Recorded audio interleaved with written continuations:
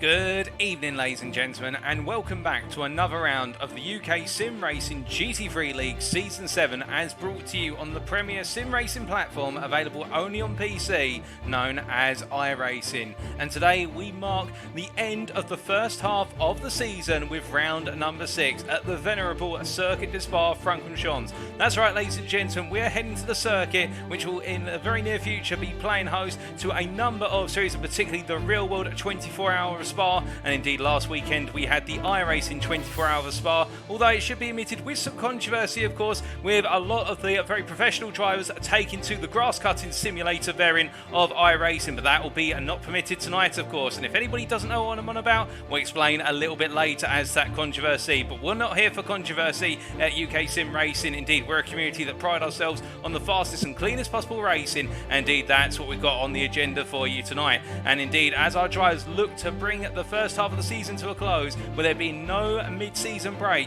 it is the case that today everything will be on the line once again, with there being a 40-minute sprint race lying ahead, and this circuit takes no prisoners in terms it's about survival first and making it to the end of the race, as well as being the fastest person lap on lap. Indeed, with the opening 5 rounds of the season being full of drama, full of excitement, indeed tops and turns all the way through, particularly last time out at Circuit Jules Villeneuve, where we saw plenty of drama across the classes, you can imagine it's only going to intensify here tonight.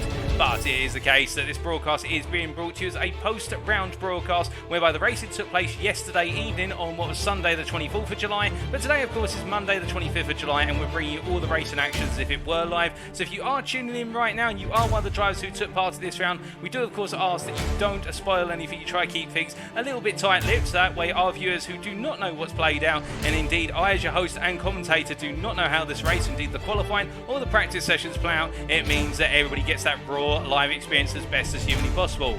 Now the broadcast itself is being brought to you on twitch.tv/UK Sim Racing, and as for who you have in the commentary box, well, you have myself, Paul TX141 Walsh, also known as Britain a Spit, depending on what media you follow me on, and I'll be bringing you all of the racing action over the entirety of Season 7 of the GT3 League. Of course, this league being sponsored by Swally Omega Sim Racing Coaching.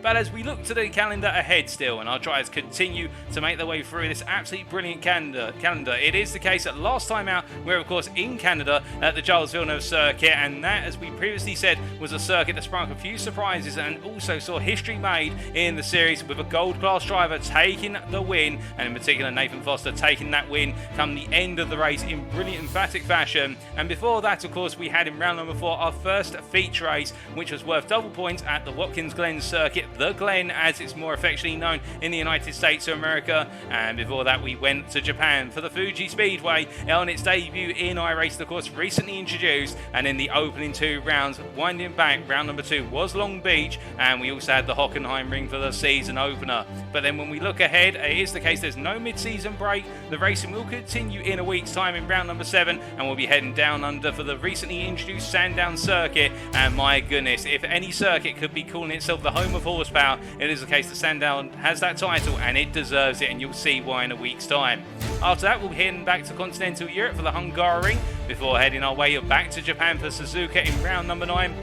And then we'll see the second of our 3 feature race rounds, which will be at the Nürburgring Grand Prix circuit, which will, the broadcast itself will be on the 22nd of August. That'll be round number 10, and then the season concludes in the North American continent in the United States of America with Mid-Ohio for round number 11, the penultimate round in the sprint race, and then the season finale will be the 3rd and final feature race, which will be at Road Atlanta, an absolute roller coaster ride, and we'll be bringing the curtain down. Technically live, it'll be the 4th of September, but in terms of the broadcast on the 5th of September. We've got plenty of racing still to go, and indeed today's circuit is one which will generate close racing throughout, for it is the Circuit de Spa-Francorchamps, located in the region of Stavelot in Belgium. It is the case that this circuit, consisting of 19 corners, whether it is in Formula 1, GT3 championships or everywhere in between, this circuit is a mainstay of most series, and it's an absolutely brilliant circuit because it has something for everyone, whether it be the hairpin at La Source at Turn 1, the high-speed daredevil run up the hill through Uruj onto Radion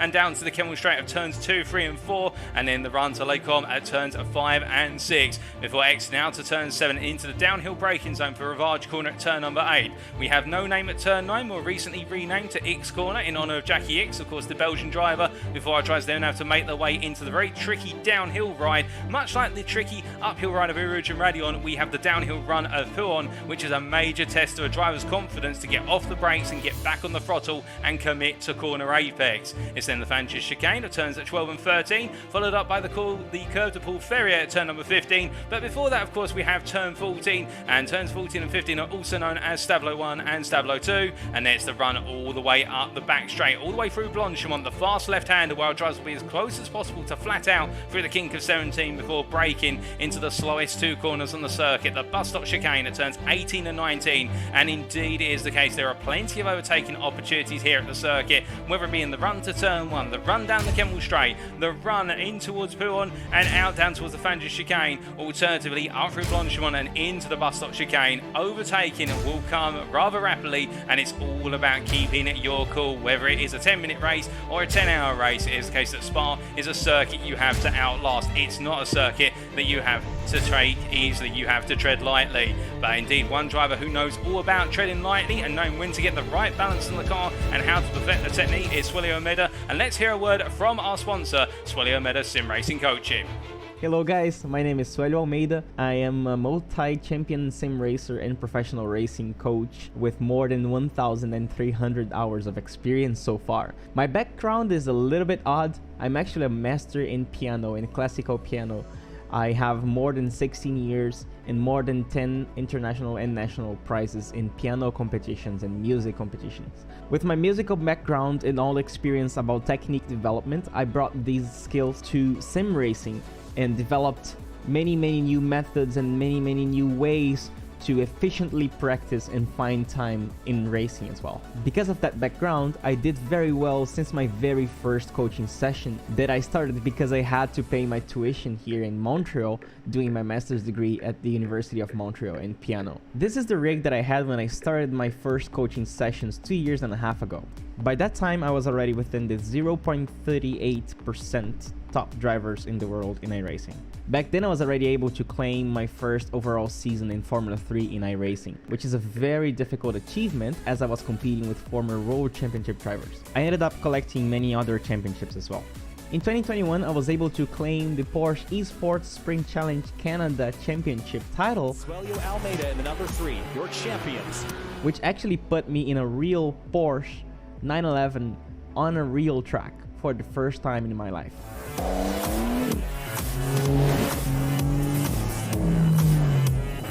And the key for that, guys, was proper practice, efficient practice. I really used my hours to always learn something new. Every time I was going to practice, I was really looking for new information, external information, opinions from teammates, from friends. I did coaching sessions. I really researched. I read books about setups. I read articles, videos about racing techniques and how to develop them. And I really wanted to, always grow, never hit a plateau. I really wanted to always learn something. And nowadays, my passion is teaching. After having worked for more than 1,300 sessions, coaching sessions, each session being 1 hour, and seeing all the development on students going from 2,000 iRating to 5,000 iRating, and students who were having problems with anxiety or not being able to learn, not being able to improve, really conquering their races, getting their first wins, and really improving and becoming more confident and happier, I really figured out that that was my fulfilling mission. I really wanted to teach more, and I was gathering information. I was gathering and understanding the patterns of the technique and how we learn faster, how we develop our technique faster. I was even able to apply all that to my own technique. With my coaching sessions, I started learning how to coach myself, and that is what this course is about. So hearing there from Swelio himself, and indeed, why should you listen to Swelio Almeida? Well, it is the case that he's a multi-champion in numerous overall official series and leagues on iRacing, including the 2021 Porsche Esports Sprint Challenge Canada Cup, and it is the case that with his coaching, you can take your racing to the next level, and indeed, our drivers will be looking to do so in the fact that if they do win within their class, there's going to be a contribution from Swelio Almeida to the prize pool of this series, whereby the winner of each class, whether they're platinum, gold, silver or bronze, will win a pass to Swellow's motor racing checklist course, one of the ultimate fundamentals in taking your racing to the next level, whether it is in terms of outright pace or looking to achieve consistency or something in between or the combination of both. But in terms of our schedule for tonight, it is the case that in just under 5 minutes time we'll begin underway with the qualifying session at 8 o'clock this evening, British Summer Time. That's BST or UTC +1. And our qualifying session, while the session itself was 15 minutes in length, we will be cutting it down to 10 minutes as we only have the ability to ride on board with one of our drives for the qualifying session. What the qualifying sessions, of course, being lone qualifiers, where each of our drives has an isolated instance of the track on iRacing, and therefore they're able to put in qualifying laps without hindrance or trying to find a place out on the circuit amongst the rest of the drivers. And with the fact that today we do have over 40 drivers taken to the Spa circuit, I think many of our drivers will be breathing a sigh of relief that they do have the circuit to themselves. But after that, we'll be heading into our race for tonight, our one and only sprint race, and that'll be kicking off at approximately 10 past 8 this evening, and a 40-minute race, and we're most likely, of course, looking at a pit stop within that as well, and it is the case there. That pit stop will be critical just as much as it is track position and overtaking on the circuit. Plenty for our drivers to worry about here as they get ready to go racing. But as our drivers do get ready to go racing at the moment, most of them are parked down in the pit lane, it should be pointed out. Currently undergoing the driver's briefing with only about 2 or 3 minutes left before we transition over to that qualifying session. And whilst we are waiting, we should just point out to you that if you are tuning in tonight and you do have access to a Twitch account, indeed to Twitch Prime perhaps, then why not drop us a subscription? Every little helps, and of course that way if you're subscribed to the channel, you can keep up to date when we do go live with other series, not just the GT3 series, but perhaps also the Formula 4s and other series in between. It is the case that UK Sim Racing has an absolutely packed calendar, left, right and centre, year in, year out, and 2022 has really been a great year for UK Sim Racing, it must be said. And well, speaking of a great time, it's the case that Jonathan Hitchin, the Platinum Class driver, is having an absolutely brilliant time so far in the Platinum Class Championship, leading the way by a considerable margin as he just cruises his way down towards Lake Com here, taking it easy in the McLaren MP4 12C, albeit last time out at Circuit Charles Villeneuve, he didn't have a solid time. It must be said, one of his weakest performances in terms of final position, but to be fair, perhaps one of his strongest demonstrations that he's not about just being a leader up front, but also absolutely flying his way up through the field after an awful qualifying session. Saw him qualify outside the top 20, indeed fighting left, right and centre, and also going for a huge overcut on the pit strategy, and it worked out wonders for the number 21 driver. And he'll be hoping that tonight he's not going to be qualifying that far back, because whilst he'll have the knack and the panache to be able to make the moves, you can imagine he would prefer not to have us make as many moves in order to get all the way up there. But as he rolls his way on around right now, we do look to Alan Levitt here, the 2-old Doge driver in the Lamborghini Huracan GT3 Evo, heading up towards Lake Com down the Kemmel Straight, and Alan Levitt having a mixed set of fortunes at Circuit Charles Villeneuve, and he'll be hoping that momentum continues going in a positive way, because we have seen Alan Levitt continue to improve since the season opener. And could the 657 driver potentially take the win tonight in the gold class? And to be fair, the gold class, when we do look at it, is one of the most competitive classes out of the 4 here, and perhaps the most competitive in terms of how close the drivers are up and down the class. Although that's not to discourage or disrespect our other classes, it is just the case that the gold class really has seen the forefront of the racing battling action. But we also do have to keep in mind that the other classes out there, whether it be the platinum and Austin William Campbell being one of those drivers in the 555 car, or alternatively the bronze and the silver classes, they have all got their own traits and quirks, and we love them for it, each and every one of them. But as we are still waiting here, we do say hello in the Twitch chat firstly to the UK Sim Racing official Twitch user there, and we say hello to them. Also to a 306 Rally, also to Sam Congreve, who says good evening, and we say good evening to you too, Sam. And it is the case we've seen Nathaniel racing there, saying, I don't know why I love watching these back so much, but it's the best way to spend a Monday evening, and that's very nice of you to say, Nathaniel, and we do really appreciate it, and we're glad to hear that you enjoy spending your Monday evenings tuning back to the racing. And we also say hello to Chris Hitchin in there, the second best Hitchin brother, and well, we're having a bit of a laugh there. And we also say hello to NA teammate F66 as we get the transition over to the qualifying session. And today it will be the case that we will have the pleasure of watching Chris Eddersford take to the circuit in the Mercedes-AMG 2022 Evo machine as he puts it in the pit lane and now begins to make his way out onto the circuit, does the UK Sim Racing founder. Now, it is the case here, what is required to have the ultimate lap at Spa? Well, the ultimate lap at Spa is one that is well balanced in terms of you as a driver, in the fact that you need to push, but at the same time you also need to respect the way the language of the circuit changes. The opening part of the circuit is all about high speed and committing to that speed in the run out of the source at turn number 1, all the way through Rouge and Radion at turns 2, 3 and 4, and the run down the Kimmel Straight, after which we then head into the middle section of the circuit, and that is the run from Lake Om all the way down towards Stavlo 2. It is the case we go all the way from turn 5 to turn 15, and there the circuit becomes its most technical in terms we've got a load of medium speed apexes, a load of low speed apexes. We've also got the high speed downhill run through Pillon, and therefore it's about balancing and getting the rotation in the car and being able to be aggressive with the throttle but not overly aggressive. It is the case you don't want to be glued to the throttle, as otherwise the car is either going to understeer wide, or alternatively you may get some snap oversteer when you put the power down. And as we see Eddersford rolling his way on down,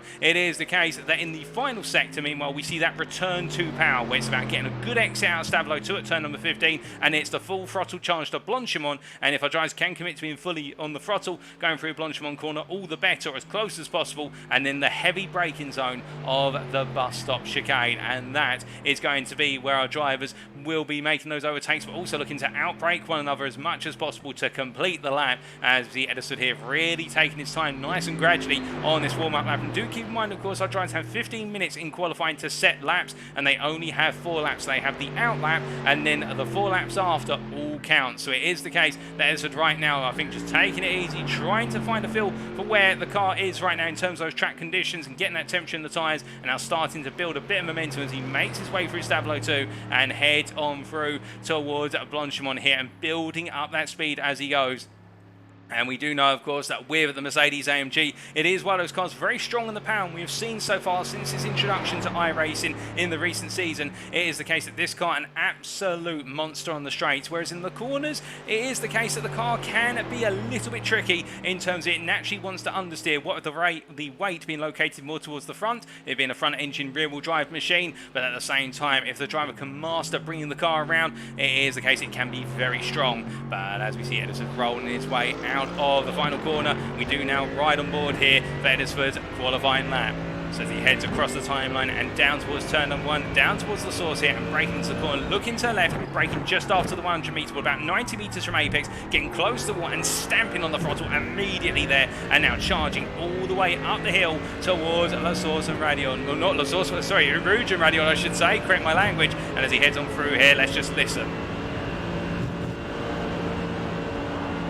Completely committed there, no lift whatsoever, and that's what we'd love to hear on a fast lap.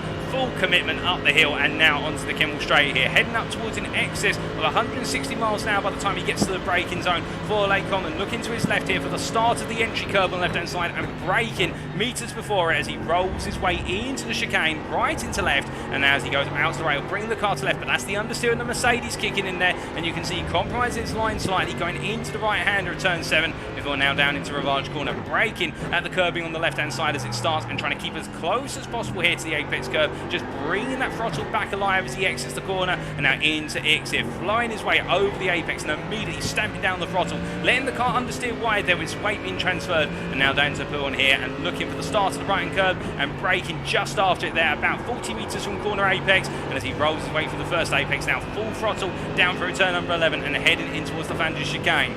Looking to his left-hand side here, again, looking for the start of the left-hand side curbing, braking down the gearbox to third gear, getting a nice tight run through the first right-hander to get the line, to straight line onto the apex of the second corner left-hander, now braking his way into Stavlo 1 at turn 14 here, staying in third gear to push the car around, and now using the run-off space to widen the entry into Stavlo 2, full throttle here, and he can put 2 wheels beyond the curbing, and as he makes his way now down the back straight, it is the case, charging all the way out towards Blanchimont here, and will he go full throttle through the left-hander at 17? Let's give it a listen.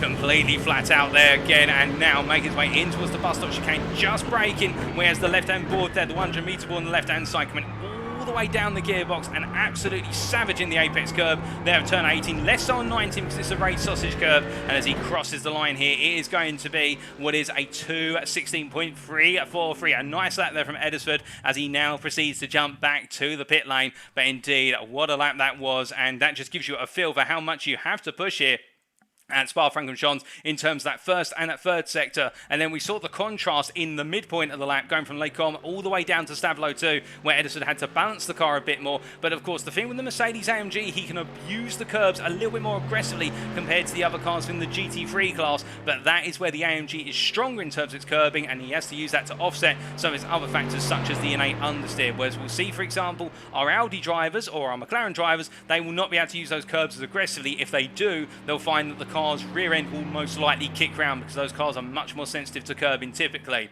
But with Edisford having put in a lap, just before we do cut away to advance things to what is the build up to the race, we just want to let you know with respect to what is our website, so UK Sim Racing. It is the case we are affiliated with multiple sim racing companies, including Swelly Omeda, Sim Racing Coaching and Race Anywhere. And if you do head to our website, which is uksimracing.co.uk today, you can go to a page where you can see all of our affiliates, and if you do click on our affiliates, you can make purchases through them. And why is that of interest to you? Well, it is the case that you, as the consumer, will get a discount if you make a purchase through those links, and we at UK Sim Racing will get a kickback to us, which can be used to fund our future series. And of course, it all goes into the pot, and that enables us to keep on pushing and up in the series that we do run. But as Edison here makes his way down and around, and it is my understanding he doesn't improve further in this qualifying session, it is the case that we do now cut away. We'll be back in approximately 2 minutes, ladies and gentlemen, for the build up to the race, and get ready for it, you don't want to miss it.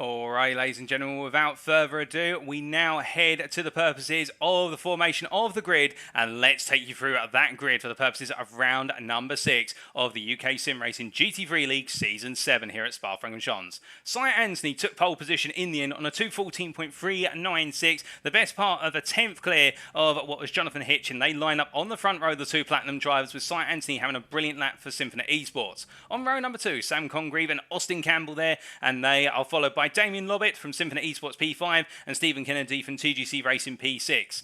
On row number 4, we have Darryl Norquette from Racing Forces being joined by Nathan Foster, the gold pole position driver P8, and looking to continue that run of form from Circuit Giles Villeneuve, no doubt about that. Alex Hill and Chris Constable make up the top 10 on row number 5. On row number 6, Ryan Davies and David Larson. David Larson taking pole position in the silver class there, P12 for Symphony Esports. A good qualifying performance from him, and he'll look to convert that into a good result. Followed by Carl McGuire and Peter Cox, the two gold drivers there on row number 7. The privateer being followed by the Betty Swallock's racing driver. Then Ollie Pimley and Calvin Chu on row number 8, followed by Phil Diaz and Nathan J. Scott on row number 9. Joe Newman and Joshua Pratt make up row 10, with Chris Hitchin and Stephen Masters on row number 11 there. A difficult qualifying session for Chris Hitchin, but he was able to prevail in the end to get ahead of Billy Bob Ray. The TGC Racing driver lineup P23, starting off what is our 12th row, with Chris Edisford, the UK Sim Racing founder, alongside a difficult qualifying session in the end, with those disqualifications on his laps starting at P24. Behind them on row number 13, Martin Tilling ahead of Ryan Williams, and Ryan Williams starting P26, and it is the case we have Alan Lever being joined by Darren Sharples on row number 14, and Darren Sharples set in pole position in the bronze class, and we saw Sharples really come alive at the end of the race in Canada last week, and now we have seen him set pole position with Oscar Rocha and Tyson Belander behind on row number 15, P29 and P30, then Rob Armstrong, Colin Patterson, P31, P32, the two silver drivers. They've got Mark Johnson, the bronze class behind him, P33 on row number 17, with Jason Orr alongside, and then row number 16 made up of Edwin Frisner, followed by James Connolly. Then behind them on what is row number 19, we have Andrew Murray and Kevin Burt, the two bronze drivers, followed by Dominic Roberts and Will T. Mason, line up row 20, and then Alistair Kerr and David Flanagan line up row 21, 41 and 42 respectively in position, and then Tom Farrell, last but not least, P43. Well, it is the case. I do understand that Will Mason and David Flanagan will not be taken to the grid. They've had technical issues with their cars, and therefore they've had to retire by the sounds of things, but we are ready to go racing, and as the field makes its way on through now, we do look to our timing screens here, and it is the case. We wait for Cy Anthony in his maiden pole position in this series for Symphony Esports to take our drivers to the endurance line, which lies just around La Source, and they'll go running up towards the Rouge and Radion.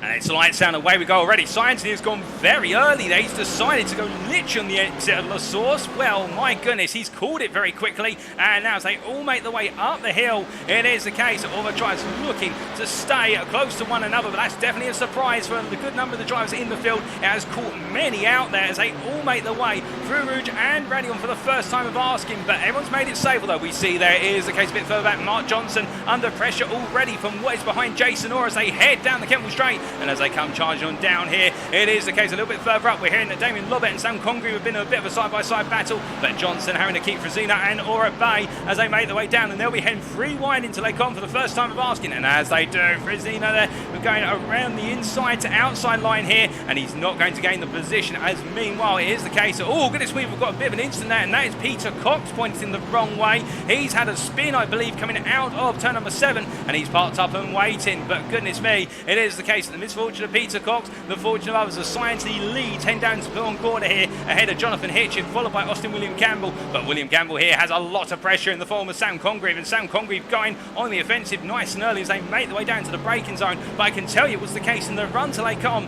Austin William Campbell got the move done on Sam Congreve, and now it is the case that Congreve is trying to come on back as they roll away out the Francis chicane and up into Stavlo. But behind, you can see now everybody really settling into a rhythm as they roll the way through and down into Stavlo 1. And further back there, we can see it is the case that Martin Tillin finds himself sandwiched between two silver drivers who are quite fast. Billy Bob Ray in front of him, Ryan Williams behind, and as they make their way through the right-hand area of Stablo 2, they now head up towards Blanchimont Corner. But there's so much in terms of close action at the moment. But here's side-by-side Sam Congreve up the inside there of where's Austin William Campbell, and he gets the move done for P3. But Austin William Campbell coming back here, under braking into the bus stop chicane. They both go side-by-side into the chicane. This is going to cost them a lot of time, and you can see that Damien Lobbett is watching as they make the way out of the corner and head down towards turn number 1. So after one lap, it is Cy Anthony leads ahead of Jonathan Hitchin in P2, followed by Sam Congreve in P3. It's got Austin William Campbell and Damien Lobbett battling free wide almost down to turn 1. But in the end, Austin William Campbell finds that Damien Lobbett's going to go round the outside. And as they do here, Damien Lobbett takes a sneaky run for P4 and he gets it further back. We've got Stephen Kennedy running P6, followed by the gold leader of Nathan Foster right now, holding on to lead and gaining one place over Darren Norquette. Norquette, meanwhile, has got the pressure of Alex Hill behind as they make the way up the hill. And as they come charging on up this time, it's looking as though Darren Norquette here is not going to be given any breathing room. As you can see, Alex Hill trying to creep along the inside, and there's contact between the two of them. Oh, goodness me! And we're not going to see something like Watkins Glen, are we? Well, we are indeed. And that is a number of our gold drivers being caught up in the collision there. As we do look to the blimp camera, my goodness, it is the case. It's gone very wrong, and it continues to go wrong as all of our drivers trying to make their way through the carnage. But it does look as though even more coming on through now, and that is a disaster for everybody involved in terms of everyone coming up the hill flat out onto the Kemble Straight, and multiple drivers have been winded by that, including Alistair Kirk there, who's starting from the back of the field. It's gone horribly wrong with that car change. He wasn't allowed to qualify, but we have had, to give you an idea, we have had Chris Hitchin, Darren Norquette, Alex Hill, Chris Constable, Ryan Davis, Ollie Pimley, Phil Diaz, Darren Sharples, our bronze pole position driver, Colin Patterson, Andrew Murray and Alistair Kirk, all all involved in that. Over 10 drivers wiped out by that incident, having to return to the pits, and that is going to cost them very dearly. But with the field broken down, it is the case. We've still got plenty of racing action to come. It's not as though they're all out of the order yet, and we haven't quite mimicked what happened all the way back in, if I remember correctly, in the 1998 Spa-Francorchamps Racing Formula 1, where most of the field was taken out into turn 1. Although I may be wrong there, but he won't be thinking about taking him out right now. Ryan Williams will be thinking about taking the place of a Jason Orr, and he goes up the inside to outside into the Fangio chicane. Very nicely done there by the number 34 driver, and the TGC Racing driver making ground, as meanwhile Dominic Roberts here, well, he's trying to find a way on through, and he can't at the moment, but now it's going to be the case. The door opens and the Platinum driver here makes his way on through as they head side by side down towards Blanchimont. And I think if you were Jason Orr at this point, you'd be backing out and thinking, you know what, just let the guy go, because he's not in the same class as they make the way up towards the bus stop. And indeed, that's what he does. They make the way over the apex curb camera, and we've got a car spinning there, and that's Oscar Rocha. And the TGC Racing driver there, I think he's had a bit of a moment coming out of the corner with the rears come. Oh, goodness me! And that is a Ferrari of Tom Farrell. I'm not sure there was contact there with Rob Armstrong, but it looked as though the Mercedes driver and Farrell were very close together. But it is the case that the two bronze drivers and the bronze class seemingly cursed to have incidents left, right, and centre. Well, Oscar Rocha has had to jump to the pits, and my goodness, it is the case that things are going from good to bad to worse for anybody outside the top 20. But as we look inside the top 20, indeed, right up in P3, Sam Congreve keeping that Damien Lovett behind him as they make the way through Les Combes and down towards Rivage Corner. And the thing is now he's settled down a little bit here, and indeed behind Damien Lovett, the Symphony Esports driver, I think is actually buying Sam Congreve some time, although they're not teammates and he won't be intending to buy him time. I think the fact the Audi driver here just does not have the run or the legs in that Audi compared to the Ferrari of Austin William Campbell,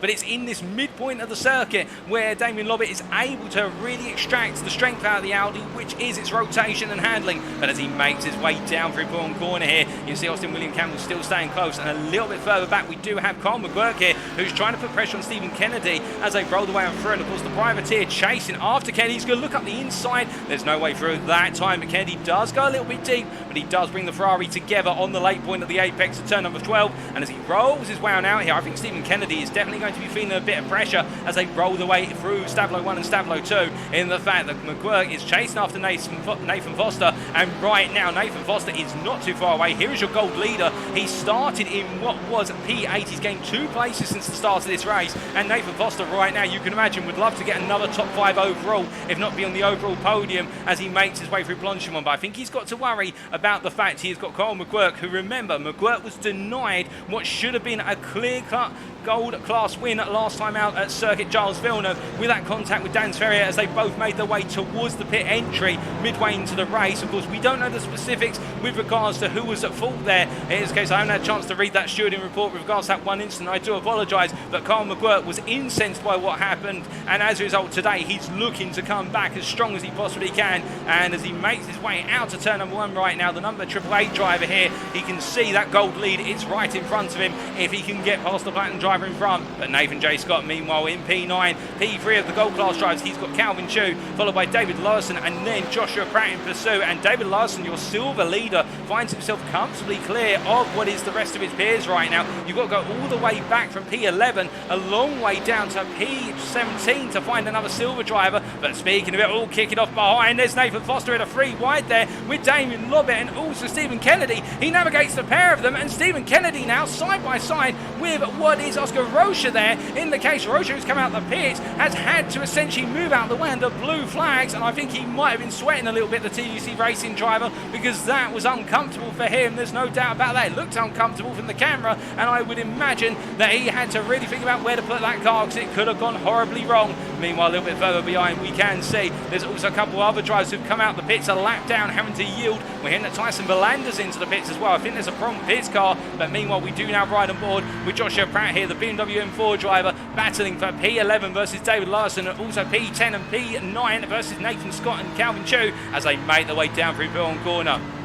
And it seems like this pack of 4 drivers here have settled down into a bit of a rhythm with 8 minutes of this 40-minute race complete. But you can see Larson there making a slight error going a bit deep through the first part of the Fantasy Chicane, and as they roll on out here, of course the drivers will have different styles depending on their car and their setup, but you can see how Joshua Pratt really staying close. But as soon as he gets these corner exits, that's where he's just struggling a little bit to get the power down comfortably, and you can see in that dirty air as well, just the BMW understeering slightly, and he's got the straight line speed in the BMW, but look at the gap that Larson's given himself before we start to see the BMW 6-cylinder 3-litre engine kick on. And as they make the way into left-hander of Blanchimont, all four drivers completely flat out in the run, but Pratt and Ian just not able to gain enough by the time they get to the bus stop chicane braking zone, and it's frustrating. Do remember that Larson is getting the toe of Nathan Scott as well. All of these drivers, of course, in that sequence and that slipstream train, if you will, but of course it is the case that right now the straight line speed deficit of Larson's Ferrari 488 Evo being compensated for by the toe he's getting off of Scott and Chu in front. But as Pratt breaks his way quite late here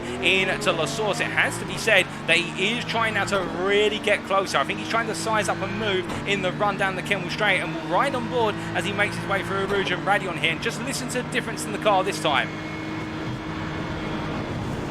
A very slight lift there, just the smallest of lifts to get the nose to point in by about 10% on his throttle pedal. It's very hard to hear, but in return now as they make their way down the Kemmel Straight, you can see just in this line nobody's really able to gain too much, although I say that Calvin Chu right now under a lot of pressure, and as they make their way into that braking zone, well, it's the case Larson goes deep, but he has to cover it off in the end as the Symphony Esports driver. And keep in mind, he'll want to finish ahead of the gold drivers because he'll want overall points in the overall championship. That'll be a huge morale boost, as we hear that we do have Dominic Roberts and James Conley into the pits. But as they make the way on round, we do look from what is up the front of the field to a bit further back to Jason Orr here, who have recently been passed by Peter Cox. And of course, both of these drivers have been in the wars. We saw that Jason Orr was involved in that big calamity on the second lap down the Kemmel Straight, and Peter Cox was involved in an incident here just coming out of turn number 7, whereas his own doing, or whether he was turned as part of it, we're not 100% sure, but I can tell you from experience it is the case. If you ride that exit curve at turn number 7 too high and get the power down, you can send the car into the wall. I'm guilty of it a number of times, so it is the case. If Peter Cox did that, it's no shame in it. But as they make the way out of X and down towards Poon, you can see Jason Orr being dropped here. But meanwhile at the front of the field, after what was a good start from Cy Anthony, our leader here over on in the Platinum class, the Symphony Esports driver has been closed up by P2 driver Jonathan Hitchin here. The gap is now 4 tenths per second, and we've seen this before, to be fair, between leaders in terms of overall and in class, whereby in the Platinum class it's always the second place driver who seems to start off a little bit slower normally, and Jonathan Hitchin, no exceptions to this rule, but then builds up by comparison. And remember, of course, that the second place driver can stay hooked to the rear of the leader and try to fuel save behind them by short shifting, doing some lift off and coast into those braking zones where they simply just lift off the throttle about 50 meters before their standard braking point, because at the end of the day they'll have the toe of the driver in the front down the straights to compensate. And right now Cy Anthony, I think, is going to have to either let this battle roll on, alternatively he might have to yield the position, because otherwise he's going to lose that lead come the pit stops. If they both have an equal length pit stop, it will be the case that Cy Anthony will have more fuel to put in the car, and that Mercedes quite the fuel guzzler. And as he heads down to the Kemmel Straight, well, I think Jonathan Hitchin here is not going to be thinking about waiting. It looks like the McLaren driver here has had a really good run. He's glued to the back, but then he backs off. Then you can see, look at the lift already, and that is Hitchin playing the strategic race here. He's trying to save fuel so he can make the pass later in the pit window. Meanwhile, it is the case that Damien Lobbett here, we look to him P6 chasing after Nathan Foster, and Nathan Foster holding on to that P5 right now, and well, the gold leader in that P5 position, buoyed of course by that win at Circuit Charles Villeneuve. It is the case that number 52 driver here absolutely on the charges. Meanwhile, Carl McGuirt there goes a little bit deep into Virage Corner and almost clips Stephen Kennedy as he tries to find his way on through, and this is frustration building for Carl McGuirt. I think he's just feeling as though he should be ahead of the Ferrari driver, but he hasn't got enough to get it done. And you can see that Damien Lobbett taking a little bit of a sneak peek into Poon Corner versus Nathan Foster. In fact, Foster goes a little bit deep coming out of the double left, and Foster's going to have to go defensive here. He hangs it very closely inside, puts the car in the middle of the road in the end. Now, will Damien Lobbett try and go for a cutback here? I don't think so. I think Foster's got him covered off, but you can see how Foster definitely feeling that pressure now as they make the way down towards Stablo 1, and as they roll them through, we ride on board the gearbox here of the P5 driver as they head into Stablo 2, and as they roll their way through the right-hander, it is the case you can see now that Lobbit will gradually close here in the toe. The Porsche, not the strongest in terms of the straights, but we have to cut away from this, ladies and gentlemen. Apologies, we've got Carl McGuirk, who's had a major off, and I think he's had a whack to the wall at what is Stablo 2. It's gone very wrong for Carl McGuirk. Whether there's some foul playing, but we don't know. But right now, the Triple Eight driver, well, it's gone from good to rather slow to disastrous for the Mercedes driver, in the fact he's had a whack to the wall at Stablo 2, and he's dropped all the way down to P16. Well, given the fact we're 13 minutes into the race, could he potentially come into the pits, take the repair work, and use this to make his scheduled stop? We'll have to wait and see. But Carl McGuirk just not getting a break after the difficulty in Canada. It is continuing here in Belgium. But meanwhile, we must look from Carl McGuirk here, who makes his way into the pit lane on call. So a bit further back to Billy Bob Ray, who right now the TGC racing driver here, after being involved in that major contact coming down the Kemmel Straight on lap number 2, chased after what is Chris Hitchin, I should say, as they make their way down towards Poolon Corner, and as they do, right now battling for P7 in the silver class, P25 overall are the pair, as they make their way down around the Symphony Esports driver here of Chris Hitchin, trying to keep Billy Bob Ray at bay for the time being, as they roll the way into the Fangio chicane. And in terms of those lap time comparisons, Hitchin over the last couple of laps has been a tenth faster on average, and he is gradually stabilising, if not building that gap. But then again, given how long the lap is here at Spa, and the fact it's over 2 minutes in these GT3 class cars, a tenth is minuscule in terms of lap gain, and therefore it is the case that you take everything you can get, and in fact getting a better run there out of Stablo 2, a considerably better run for Chris Hitchin. He's just opened up 2 tenths alone through Stablo 2 as he charges his way down towards the bus stop chicane. I think he's feeling as though the car's very nicely hooked up, and to be fair, he's hooked up with a very nice livery on that car as well. But meanwhile, as he makes his way up past the camera in the entry curb in there, it is the case we look from him to Chris Eddersford, and right now Chris Eddersford, the UK Sim Racing founder, behind him he's got Alan Lever, and what is there? Roberts. That's Roberts in the Platinum class, who is a lap down, so he is expected to not interfere with lead lap battling unless he's got a major pace advantage to come through. And I think Roberts here is trying to send a message in that position, which is Dominic Roberts is faster than you, and he's coming on through. And Alan Lever there being quite obliging, I think recognised he's not battling with Roberts. Let Roberts disrupt what is Eddersford's pace as they make the way on round. But as they head through the right hand there of turn number 14 and into 15, it is the case Chris Eddersford at this point. I think he'll be hoping he can keep Roberts behind him just a little bit longer, because the thing is, if he can, then it will be the case he gives himself a bit of benefit. But now we can see that Roberts here closing the delta a little more as they heading towards Blanchimont, and as they head through the left-hander, no change for the time being. I think Roberts soon might be looking at potentially sending it to get the move done here, but he lifts off for the time being. But as he rolls his way down under braking here, we've got Joshua Pratt into the pit lane, and as these guys make their way on to another lap, what will be for them their 8th tour of the circuit under race conditions, it is the case that we look to Stephen Masters here, who's just in front of this battle for P12. He's in P11, is the gold driver, the privateer running P5 in his class. And Stephen Masters, to be fair, we haven't really talked about too much since the season openers in terms of his performances, but today he's keeping his cool and just pressing on here in the top 5 position and hoping to bring it home. There's no doubt about that. And to be fair, taking it slow and steady, and that's what you need here as he makes his way up the hill through Rouge and Radion once again. But as he goes charging over the hill and now down to the Kemmel Straight, it is the case that we do look from Masters to our bronze leader. And here he is, ladies and gentlemen. You'll remember all the way back at Watkins Glen, he was leading for a good chunk of the race, only for it to go wrong. Will he this time pick up his maiden win? Well, right now, he's P19 is Mark Johnson, the privateer, and he has got the best part of what is 8 places between himself and second place driver James Connolly, albeit James Connolly has pitted, and we'll have to wait and see how that pit stop plays on out. But Johnson has got a nice advantage, we believe, and he just needs to bring it home. He doesn't need to do anything spectacular, and if he does, then he'll finally make his maiden win at the halfway point of the championship. Although, to be fair, as he makes his way very close to the back of Murray there, P34, Andrew Murray, the bronze driver who was involved in the shunt on the second lap, it is the case that right now Mark Johnson just making his way on through and keeping it steady. But as we look from him back to our leaders here, the story continues at the front of the field.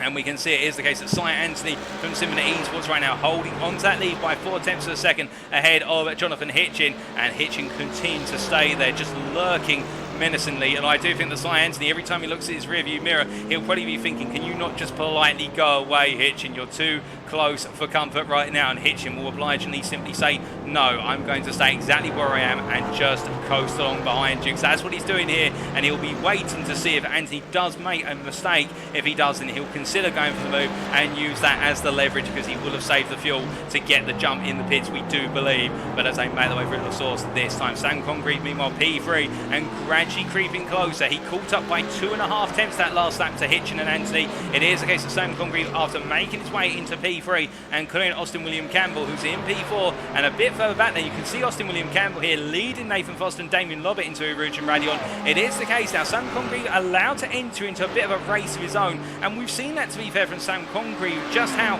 when he's in that lonely position where he's got about 1.5 seconds to the driver in front, he's got ample gap to the driver behind, he really does start to hit a rhythm. And well, Austin William Campbell, meanwhile, well, he hit a rhythm early on as he was putting the pressure on Congreve, but now it is the case that he does have Nathan Foster for company, and the gold driver here is not pulling any punches in the fact that he's got Damien Lobbett behind, and the Symphony Esports driver would love that P5 overall.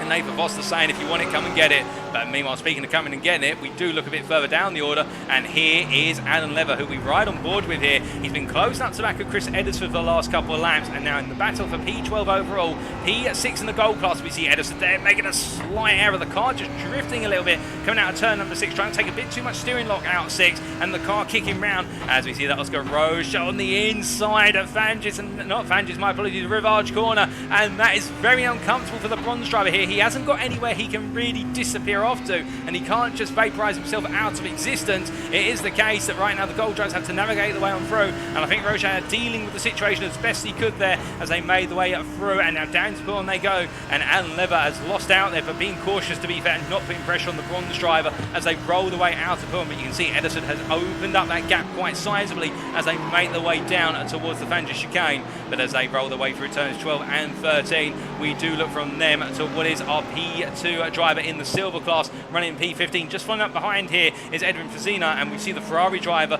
pressing on here in the 369 car as he makes his way into Stavlo 1, and just behind that is Ryan Williams, the best part of what is 2.5 seconds behind. And Williams at this point, P3 in the silver class. It's been some time since we've seen the TGC Racing driver up this high in the silver class, but to be fair, it's always nice to see Williams pushing on strong, and as he makes his way down towards Blanchimont here, he's got Peter Cox behind. I think Peter Cox may be thinking about that move for P16 overall, and Williams may be a bit obliging. We'll have to wait and see. But as they make the way up through Blanchimont this time, you can just see there the two straight line beasts of the Mercedes and the BMW M4, and right now the Mercedes just staying ahead a little bit. Peter Cox there, I think, considering discretion the better part of valor, as we're hearing that Tom Farrell has had to jump to the pits after an incident. Unfortunate for Farrell, and he's dropped all the way down to P38, P7 in the bronze class, last of our bronze runners.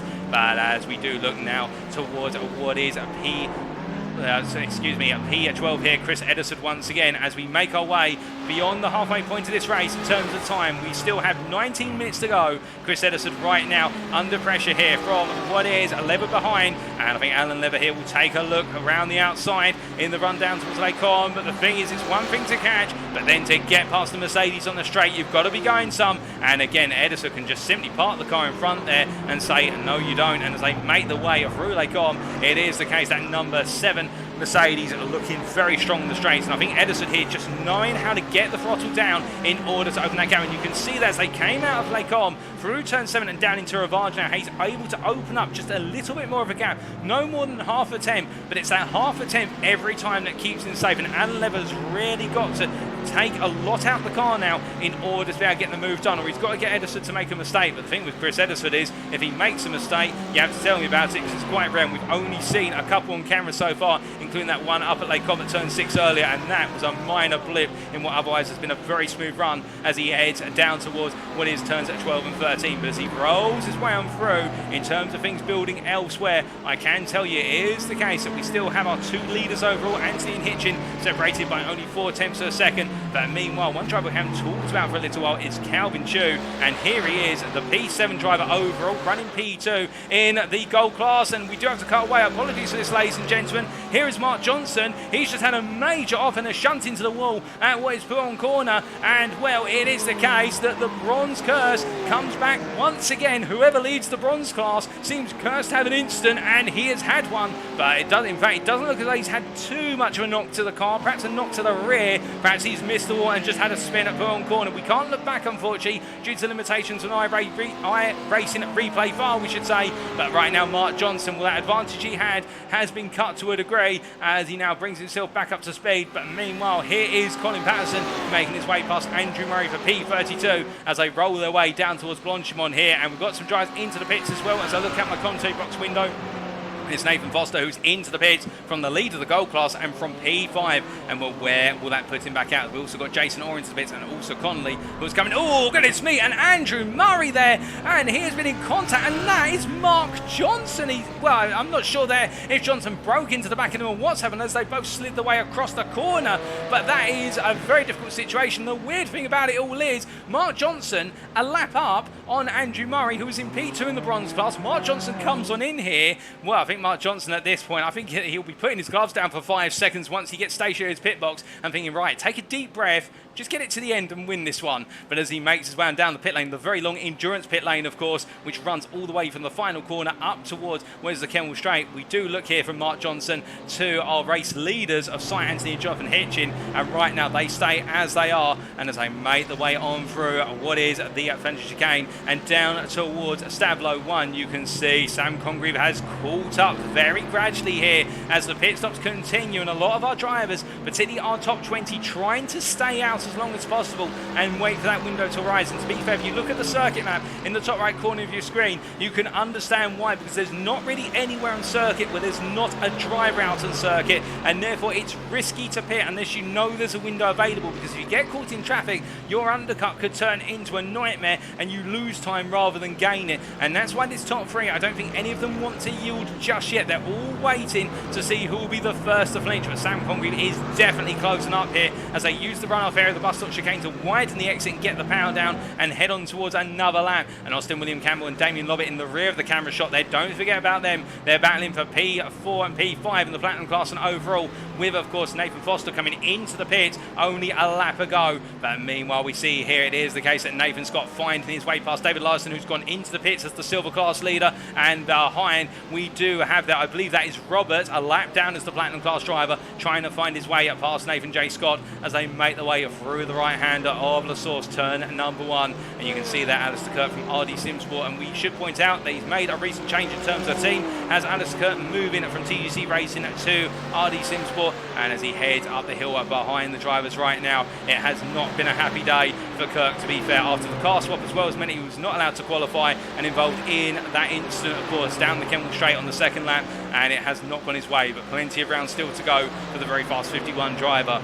But as he makes his way on down here, we can see just in front Dominic Roberts making his way to unlap himself from Nathan Scott. And as they come through Les Combes right now, you can imagine Roberts will try and drop Scott as soon as possible. So that way Kirk then has to find his way past the lead lap runner. But as they head down towards a Rivage corner, we continue to see here the top three are very close together. Cy Anthony, who we ride on board with and look back from, in fact, open up a bit of a gap there from Buron corner and head on down towards what is the Fanja chicane. And as he does, it is a situation right now with Jonathan Hitchin, I think he's having to look towards his rear view mirrors a little bit more, as he does have the Mercedes sandwich gradually folding on in with him, with the fact that it's a McLaren filler, and it is the case we have Cy Anthony ahead, Sam Congreve behind, and then Hitchin in the middle. And well, he's got to think about how does he play this now. Does he pit before they do and try to undercut the two Mercedes drivers, or does he try to outlast them or do something in between? If I was Jonathan Hitchin at this point, given the fact that we've seen quite a few pit stops already, although right now it should be pointed out everybody below P14 has pitted, whereas everybody from P14 upwards has yet to pit. I think Hitchin is worth going for a gamble here, because there is a big gap forming between where we've got P15 out of circuit and P14, and that is the pit stop gap which we have seen started to form. As into the pits he's reacted is Sam Congreve. He comes on in from P3, and I think this is to try and get himself into that space behind what is P14 runner Ryan Williams out of the circuit. You can see on the circuit map he just made his way out of Stavlo 2, and he's heading down towards Blanchimont, and we've got a reaction here from Austin William Campbell, Damien Lobbett, Calvin Chu and Joe Newman. In fact, they're all piling on in here, and I think they were all waited to see whether one of the top 3 in the Platinum class was going to come on in, and they're reacting. They feel as though the space is there, and we have got a major set of pit stops now. It's all going to be a battle in terms of who's got the fastest pit stop, as Alan Lever and Martin Tilling coming at the back of this. Peter Cox in as well. It's the long traffic jam making its way on down, and meanwhile, it's the case of Cy Anthony here battling with Jonathan Hitchin down into Laycombe as Knight descends over the Spa-Francorchamps circuit, and as they roll the way on through here, Hitchin trying to go for the move now before they pit. We ride on board here with Jonathan Hitchin looking over his shoulder as he makes his way out of Laycombe and down into Ravage. And the thing for him, of course, if he can get this move done now, then he'll gain even more time in terms of he'll jump. We believe he's done enough fuel saving to leapfrog Cy Anthony in the pits, but whether that materialises or not, we will wait and see as he rolls his way on out and down towards Puon Corner. But as they head down into the braking zone here for Puon and the roll on through, it is the case where Sam Congreve has left the pit lane. He's re-emerged P3, and it's Austin William Campbell, we should say, and Damien Lobbett have come back out as well. It is a bit of a chop and change in the pit lane. Nathan Foster has come out in P6. He's undercut the rest of his peers and re-emerged the gold leaders. We see there Science, he's sliding his way out of turn number 13. That's how hard he's pushing in that Mercedes to keep the gap alive, and to be fair, it's working right now. That gap between himself and Hitchin has opened up to 0.6 of a second, but could it all be for nothing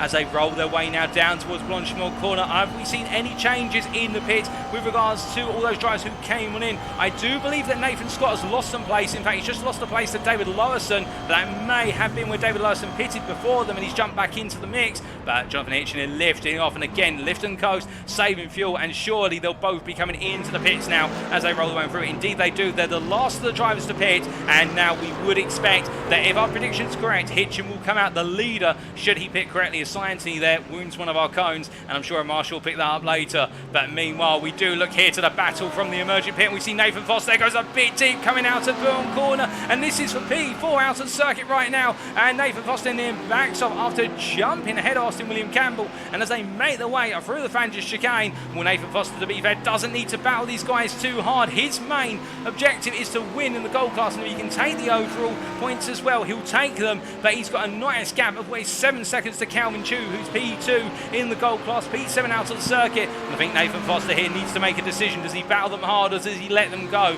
Well, I think, of course, he'd love to battle them hard, and as he makes his way down towards what is the bus stop chicane in short order, right now he's got the pressure building from behind, and Lobbett will not want to stay behind him too long. But meanwhile, we look from them to Carl McGurk, and we can see here Carl McGurk finds himself sandwiched between Masters and Edisford after his pit stop. And Carl McGurk, of course, in that incident coming through Stavlo 2 earlier on, he now makes his way in the pursuit of what is P6 in the gold class. P13 is owned by Stephen Masters as they make the way, and Masters there taking a little bit of grass on the entry towards what was a Blanchimont Corner. That's unsettled the car as they make their way down to the braking zone. It's almost 3 wide, but Edison backs out there. I think he was wise to, and as they make their way into braking, you can see Masters goes deep but covers off the inside of 19. Good defense there from Masters, but McGuire will get the traction out the corner, and look at that Mercedes go as they make the way on down here. And I think Masters isn't just going to lose one place, he's going to lose 2, as we see Chris Edison going up the inside here and trying to follow on through McGuire. Masters covers him off slightly, but not enough to shut the door. Alan Lever and Tilling are just behind as well. I can tell you that Jonathan Hitchin has taken the lead of this race, and Sam Congreve's come out in P2 after the pit stops. Meanwhile, Science P3, but we focus here on this battle between our gold class drivers. The gold class field intensifying in the midfield as they make the way up the hill. Stephen Masters there losing some momentum coming through Radion,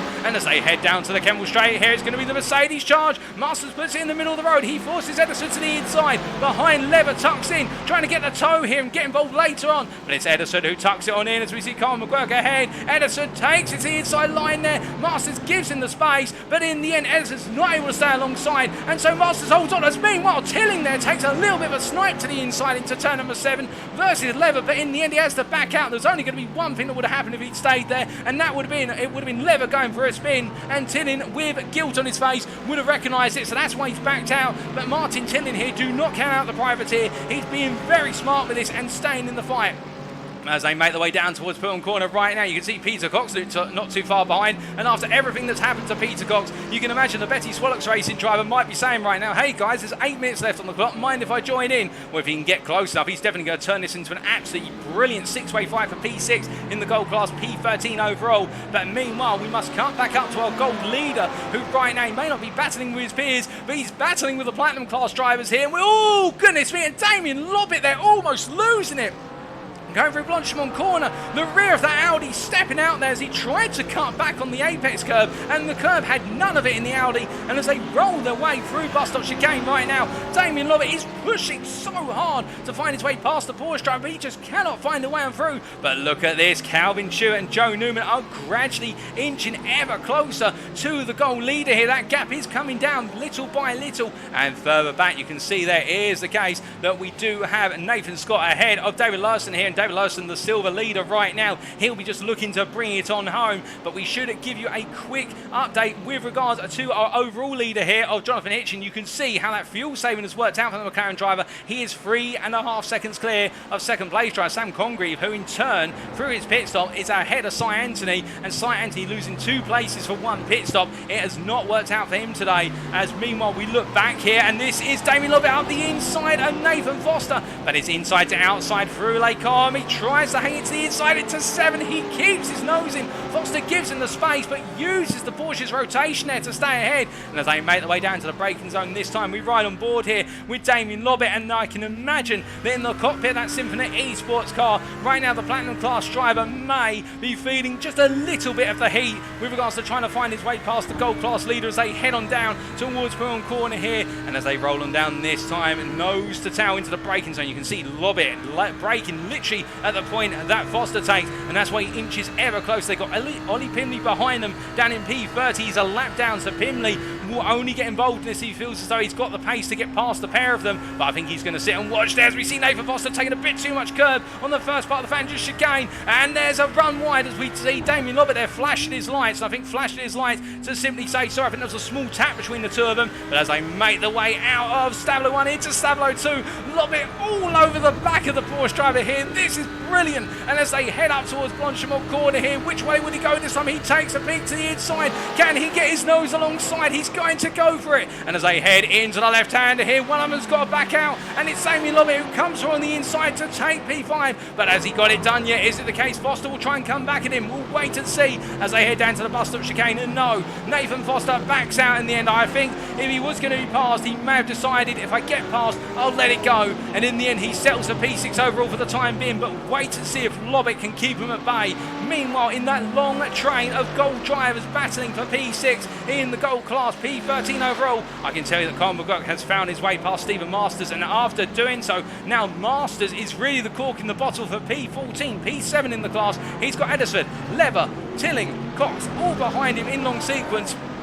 And as they head their way across the timeline, 5 minutes remain plus that final lap, they now head all the way down towards turn number 1. And as they do, we can see so many of you in the Twitch chat, and I do apologise not to saying hi until now to the likes of Solace 1450 and also G-Wings, and also we've got there what is UKSR's Chris Edisford, to name a couple. You also Hellcat there, we couldn't forget you, and Vaquing. But it is the case of racing charges on here down at what is Spa-Francorchamps, and as they come charging up the hill this time, and Lever the 12 Douche driver pressing on after Edisford. But the problem is, every time he gets a good run out of the corner, that Mercedes just has the grunt to stay alive. And you can imagine right now, Lever's probably thinking, what else have I got to throw other than the kitchen sink to get it done? Meanwhile, Chris Edison here takes a look to the inside versus Masters. It's not enough. It's a feint to the inside and to breaking into Lake Om. He can't get it done this time around. He'll only have a couple more laps to try for it in order to try and get that P7 in the gold class as they roll their way on out of the corner. But as they head on down, meanwhile, we must cut from these drivers to Chris Hitchin here, who finds himself battling with Tyson Verlander for what is P6 in the silver class. They're battling for P26 overall, and as they make their way down here, I think Chris Hitchin is backing off a little bit there under braking. We're hearing that we've got Ryan Davies into the pit lane with only 4 minutes of the race to go. I think there might be a fuel issue with regards to Davies' car. Perhaps they underfueled it, or he's had a bit of a knock. We're also hearing that Andrew Murray has had a fall off circuit. He's down in P3 in the bronze class, P34 overall. And meanwhile, to give you an update on who's leading the bronze class right now, despite despite it all, Mark Johnson is still leading, as you can see on the timing tower there in P23, as the drivers make their way on through. But as they do right now, Chris Hitchin chases after Verlander up the hill here, and as they head through Rouge and Radion this time, of course, the Ferrari having the rotation, the Mercedes having the speed, and they head all the way down the Kimmel Straight. Will we see that potential move from Chris Hitchin this time around? Well, I think he's got to be going some here, but we do know in the toe that Ferrari really built up a lot of speed in top gear, and he's going to take a peek to the inside here, and Verlander not defending this. I think he'll be feeding as though he's got enough later on the lap, and Verlander just leaves the door open there. Chris Hitchin comes on through in a traditional pass, but I wonder whether Verlander's thinking about the next lap and also the final lap in terms of he'll come back in the Mercedes. We'll have to wait and see, but for now, here's Chris Hitchin up to P26. He's up to P6 in the silver class, but as they make their way on through, it is the case we look from them to a bit further up the road, and in particular, we look to David Larson here, who continues to feel the pressure, does the silver driver, not from a silver peer, no, it's from a platinum driver of Stephen Kennedy, and Stephen Kennedy has been stuck behind David Larson for an extended period of time, it has to be said, and that's credit to Larson's pace here. He's flying right now as they make the way onto the Kemmel Straight, and as they do, will this be a move for P11 overall from Kennedy? He's going to have to go the long way round to do it, but he's got the toe of Nathan Scott ahead.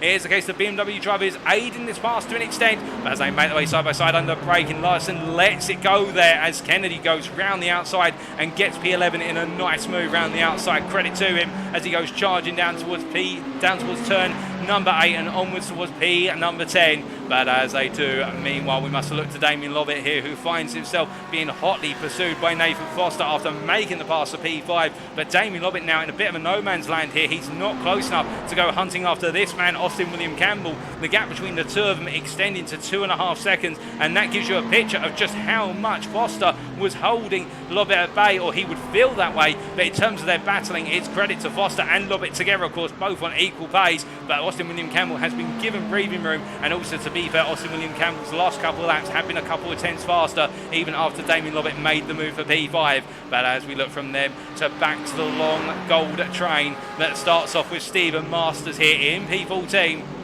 It is the case that Chris Edersford and Lever, Martin Tillett and Peter Cox all behind, and as they snake their way into Stablo 1 here, it is a situation where all of them have an opportunity to potentially take that P7 in the gold class, P14 overall, but who will? There's not long left on the clock. The leaders have just gone on to the final lap. There's less than a minute on the clock, which means we'll only have 18 laps here today at Spa, but still they have been absolutely adrenaline action-packed all the way through. I don't think there's any doubt about that, and the great thing about it is all the grass remains intact at Spa-Francorchamps as they make the way down towards the bus stop chicane this time around. But as they do, they'll know there's only one more lap to go, and as they roll their way on through now, everything matters from this point onwards. And for Stephen Masters, it's now do or die. Can he hold on to that P7, or will he fall by the wayside to Chris Edersford or Alan Lever behind as they make the way into the source for the final time of asking? And they come through the right-hander here, and if anything, it looks like Chris Edersford having the poorer run of the two as they make the way on through.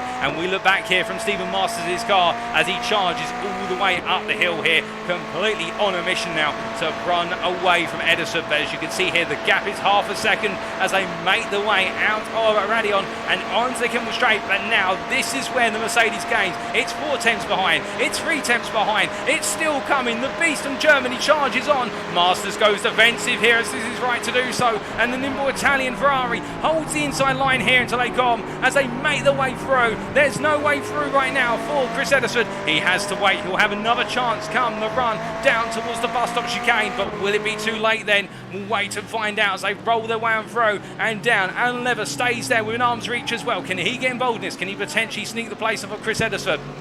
That's something we'll have to wait to see. Martin Tilley more under pressure now from Cox by comparison, but as they roll their way on through, and meanwhile we must cut from them to our race leaders here for as they make the way up towards Blanchimont. Well, here is Jonathan Hitchin, and it has to be said, whilst he didn't qualify on pole, I think the target was always to go for the win in the M3 strategy, and as he makes his way up through Blanchimont corner, he's about to put another win on his championship standings, for as he breaks his way down into the final 2 corners, he hooks them up up nicely. Here he comes. It is Jonathan Hitchin who takes the win once again in the Platinum class and overall ahead of Sam Congreve in a deserved P2. Science in the end bringing home P3 after leading this race at the first stint, and then Austin William Campbell comes on home in P4 there in the Platinum class and overall, and there's Nathan Foster who makes it another Gold class win and a P5 overall. A brilliant drive from the Porsche driver ahead of Damien Lobb at P6, Calvin Chu P7, and then we have Joe Newman at P8, followed by Joshua Pratt P9 and Nathan J. Scott P10. Stephen Kennedy coming across the line in P11, and then there's David Larson there who comes to take the checkered flag, the winner in the silver class of Symphony Esports. He continues that championship momentum ahead of Carl McQuirk, and then Stephen Masters in the end holding off Chris Eddersford to the line for that P14, that P7 in the gold class. Alan Lever P16, and Martin Tillin P17, Peter Cox P18, and then we do have Eden Frizina here coming to the line. He'll come home P19 overall, P2 in the silver class. But most importantly right now, ladies and gentlemen, give him a round of applause. Well, actually, don't give him a round of applause just yet. He hasn't quite made it to the line. It's Mark Johnson here, leading in the bronze class. The rest of the bronze class are a lap down or more. Has he finally done it? Has he broken the curse in terms of taking a maiden win in the bronze class P23? Well, it has not been without incident today for Mark Johnson, but as he makes his way through the final two corners, I think he will be screaming in that cockpit as he crosses the line. He takes his maiden bronze win of the season. He's done it. He crosses the line at P23 ahead of Oscar Rocha and what is there a bit further down in the P3 position, the bronze class, Andrew Murray. But as they make the way on rail now to the conclusion of this race, a brilliant race at Spa-Francorchamps, it has to be said, and it'll be Oscar Rocha and then Andrew Murray complete that bronze podium. We can now take you through the race results very shortly. We are just waiting for some more of our drivers to come to the line. They haven't all quite finished the race yet, and in fact we do have coming on through at the moment. There is Billy Bob Ray heading on through in a difficult day for the TGC Racing driver. P28 for the Scot overall as he makes his way around, and that will translate into a P8 in the silver class as he rolls his way on through, and as he comes on down it will be of course that P2 in the bronze class, P33 for Oscar Rocha. Whilst it wasn't a win today, his championship momentum does not stall, and there are the results, ladies and gentlemen. So without further ado, let's take you through how everybody finished, subject to Stewart's inquiries. So in the end, it is the case that we do have there the qualifying results. We don't want those. We want the race results. It is the case. We look to the overall standings first and foremost, and we can see that Jonathan Hitchin in the end taking the win by 2.3 seconds ahead of Sam Congreve, and Cy Anthony completing the overall podium and indeed the platinum podium as well. Austin William Campbell P4, and then Nathan Foster bringing home P5, the win in the gold class ahead of Damien Lobbett, Calvin Chu, Joe Newman, Joshua Pratt, and Nathan Scott completing that top 10.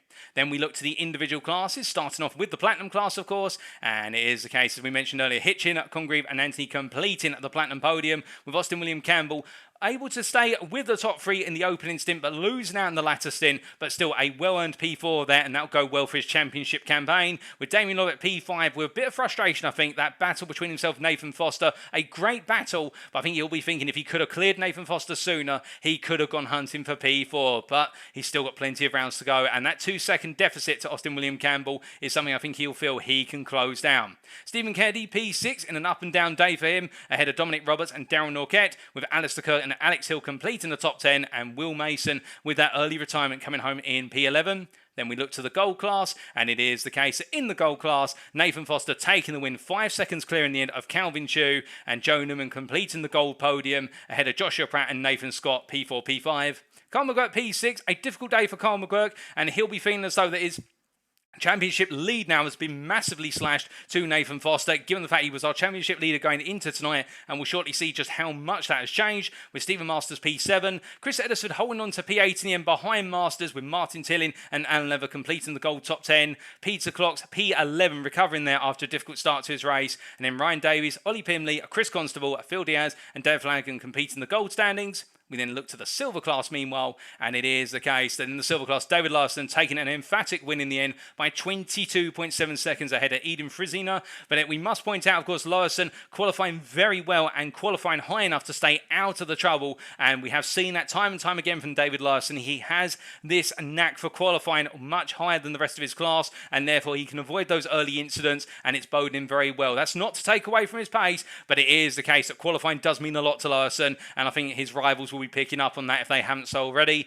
Eden Frazina P2, Ryan Williams P3, and then Jason Orr and Rob Armstrong completing the top 5, with Rob Armstrong having a difficult day, and that's definitely blunted his momentum in the championship. Chris Hitchin P6 just ahead of Tyson Belender in the end, and then Billy Bob Ray and Colin Patterson P8, P9. And as we look to the last of our classes, the bronze class, last but not least, it is the case Mark Johnson finally picking up his maiden win. It's taken him the second time of trying to do it, ahead of Oscar Rocha and Andrew Murray completing the top 3. Darren Sharple's near been involved in an instant, and unfortunately losing out massively after what was a brilliant pole lap for the bronze driver, but it's to be the case that he'll continue to build and move forward from today. James Connolly P5, and then Tom Farrell and Kevin Burke P6, P7. But the question is, of course, how does this translate into the championship standings? Well, we will take a look at those now for you, ladies and gentlemen. And here's the case, starting off with the overall standings top 20, we can see that Jonathan Hitchin leads on 95 points. That is the advantage he's broken open with his overall result, an advantage of 60 points ahead of Colin McGurk. And to be fair, the gold driver there in P2 doing very well and continue to build in that P2. Ahead of James Acklam and Nathan Foster. But keep your eyes on P4 driver Nathan Foster there, 31 points with James Acklam, but behind on result countback, and Foster definitely closing the gap to Colin McGurk. James Armstrong P5 ahead of Cy Anthony, Darren Arquette, Sam Congreve, Will Mason and Damien Lobbits complete the top 10. And Alistair Kirk, of course, with a difficult day today, and in P14 at the moment, he'll be feeling as though with that switch to the BMW, he'll be looking to try and close the gap to that top 10 in the latter half of the season. And also a note there to Xander Hill, or Alex Hill, in that P18, dropping down the order a bit, but we do have both him and also Joshua Pratt and Dan Sferrier all on 9.5 points, and quite the rivalry building to get into that top 15 of the overall standings. Meanwhile, in the Platinum class, it is the case that Jonathan Hitchin still leading here as we look to Platinum class only, leading by an advantage that goes up to 63 points ahead of James Acklam, with Will Mason on the same number of points, but behind on result countback, and Darren Arquette and Son Congreve completing the top 5, with Damien Lobbett, James Armstrong, Cy Anthony, Austin William Campbell, and Alex Hill completing the top 10 there. And as we look to the gold class, it is the case that Colin McGurk, we were wondering how much his advantage had been cut after the disastrous day at Canada and another difficult day here at Spa. His advantage has been slashed to 4 points ahead of Nathan Foster. Foster is really turning the wick up, and Colin McGurk will need to respond come next round. Otherwise, we could see Nathan Foster take the lead of the gold class after round number 7. Joshua Pratt there in P3 ahead of Nathan Scott. The gap between the two of them there slightly expanding by a further 1.5 points since the last round. Brian Davis in P5, and then we have Martin Tillin, Chris Constable, Alan Lever, Joe Newman, and Calvin Chu completing the top 10. In the silver class, meanwhile, it is the case that Rob Armstrong leading on 59 points, 12 clear at Tyson Belender, but it is the case both of those drivers have really had a bad run of form over the last couple of rounds, and therefore their advantages, or what was that two-way battle for the championship lead, is now starting to turn more into an open battle between them and the likes of Billy Bob Ray, Colin Patterson, David Lawson, and Ryan Williams as well. That top 6 now separated by only 17 points, and you can imagine it can swing either way, and David Lawson picking up 17.5 points today, and if he does that again at the deficit of his rivals losing major points, we will see him jump right up there towards the top step in the championship with 5 rounds to go after the next round. But we'll have to wait and see. Matthias Becerra and Ryan Williams there is the case. The P7 driver chased after the P6 driver, albeit the gap being what is 6.5 points there, with Chris Hitchin a further 2 points back in P8. And don't count him out, he's building that momentum gradually to hunt after the top 5, with Joseph McManus and Liam Murray completing the top 10. And as we look to the bronze class here, it's Oscar Rocha who continues to lead in the bronze class, but having finally secured his win, it is the case that Mark Johnson leading there on what is 16.5 points, 73.5 points now to his name, and the best part of what is, as we see it, 16 points between the two drivers. And then we have Darren Sharples, not to be counted out, his consistent run of form being undermined today somewhat. It is the case that in P3 those 66 points are not representative of the force that is building with the Ferrari driver, and you can imagine he will be trying to close to Johnson and Rocha over the next round or two. James Connolly and Mark Cadwell complete the top 5, with then with Tom Farrell, we should say, Andrew Murray, Christian Clark, Kevin Wesley Burke, and Martin Chapman completing the bronze top 10. But with that, ladies and gentlemen, we now have to say thank you very much for watching. That's all we've got time for today. But if you do want to know more about the UK sim racing community, then why not do the following? Before you check out these links on screen, make sure if you're not subscribed to our channel on twitch.tv today, you subscribe, because if you do, it is the case you can stay up to date with all the series that are coming, whether it's the next round of the GT3s, the Formula 4s, or anything in between. And on top of that as well, if you go to our official website, check out our website, that's uksimracing.co.uk. Firstly, you can keep up to date with all the latest news on the series, but also on top of that, it is the case you can see links to our affiliates there. And indeed, if you do click on those links to our affiliates, then you'll be taken to their purchase pages, and anything you buy through our affiliates, you will get a discount, which means it works out for you, and it also works out for us at UK Sim Racing, because we'll get a kickback and we can use that to be able to fund a future series and keep the wheels turning in all of our series that we do run today.